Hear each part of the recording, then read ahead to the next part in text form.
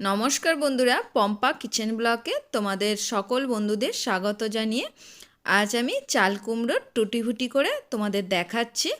তোমরা পুরো ভিডিওটা অবশ্যই দেখবে আমি কিভাবে বাড়িতে টুটি ফুটি তৈরি করি। চলো, একটা চাল কুমড়ো আমি নিয়েছি। এই চাল কুমড়োটা প্রথমে আমি দু আধখানা করে কেটে নিয়েছি। আমি অর্ধেকটার করব, অর্ধেকটা আমি রেখে দেব।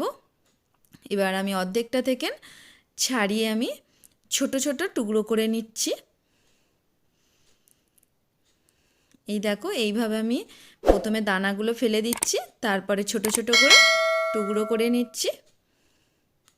এই দেখো, এইভাবে আমি কেটে নিয়েছি। এরপরে আমি কড়ার মধ্যে পরিমাণ মতন জল দিয়েছি। জল দিয়ে আমি এই চাল কুমড়োগুলোকে এবারে আমি 10 মিনিটের জন্য এগুলোকে সিদ্ধ করতে দেবো। এই দেখো, সিদ্ধ আমার মোটামুটি ভালোই হয়ে গেছে, খুব বেশি সিদ্ধ করার দরকার নেই। এবার আমি ছাঁকনিতে করে জল থেকে তুলে নেব চাল কুমড়োগুলোকে। এই দেখো, সমস্ত আমি চাল কুমড়ো তুলে নিয়েছি। নিয়ে আমি আবার কড়াটা পরিষ্কার করে আবার আমি ফিরে আসছি। এই দেখো, কড়া আমার পরিষ্কার করে গ্যাসে বসিয়েছি। এরপরে আমি 1 বাটি চিনি দিয়েছি আর 1 বাটি জল দিয়েছি। জল দিয়ে আমি চিনির শিরাটা ভালো করে ফুটতে দিয়েছি। এই দেখো, চিনির শিরা আমার ভালো মতনই ফুটছে। এরপরে আমি সিদ্ধ করা চাল কুমড়োগুলো দিয়ে দিচ্ছি। দিয়ে আবার আমি চিনির শিরার মধ্যে ফোটাতে দেবো ভালো করে।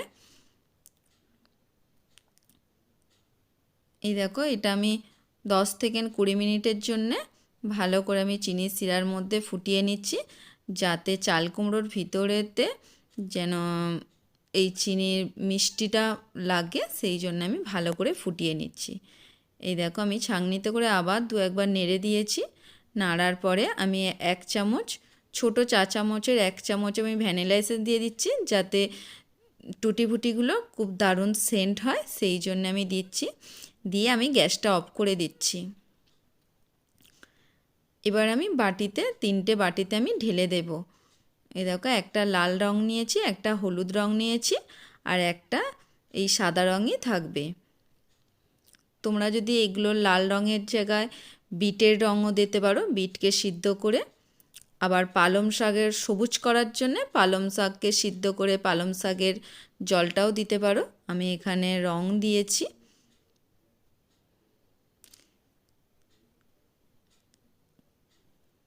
এই দেখো, আমি ভালো করে চামচে করে 2-1 বার নেড়ে আমি এটা চাপা দিয়ে আজ আমি ফ্রিজে রেখে দেব।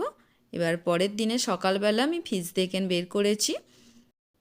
এগুলো আমি চিনির শিরা থেকে ভালো করে আমি ছেঁকে নেব। এই দেখো, ভালো করে আমি চামচে করে চেপে চেপে আমি ছেঁকে নিচ্ছি, এতে একটুও চিনির রস যেন না থাকে। এবার আমি রোদ্দুরে এগুলোকে শুকনো করতে দেব 2 দিনের জন্যে। 2 দিন আমি ভালো করে রোদ্দুরে শুকনো করলেই আমার টুটি ফুটি রেডি হয়ে যাবে।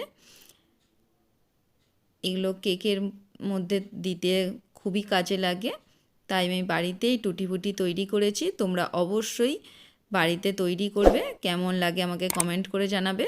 যদি ভালো লাগে তাহলে লাইক শেয়ার অবশ্যই করবে। বাইরে থেকে দোকান থেকে কোনো টুটি ফুটি কেনার দরকার নেই, বাড়িতেই কত তাড়াতাড়ি খুব সহজেই টুটি ফুটি তৈরি হয়ে যায়। তোমরা অবশ্যই বাড়িতে তৈরি করবে একবার, খুবই ভালো লাগবে। এই দেখো, এবার আমি হলুদের যে রঙটা, হলুদ রঙটা আমি ভালো করে চেপে ফেলে দিচ্ছি।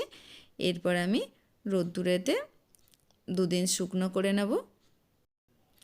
আজ তবে আসি, আবার পরের কোনো ভিডিওতে দেখা হবে তোমাদের।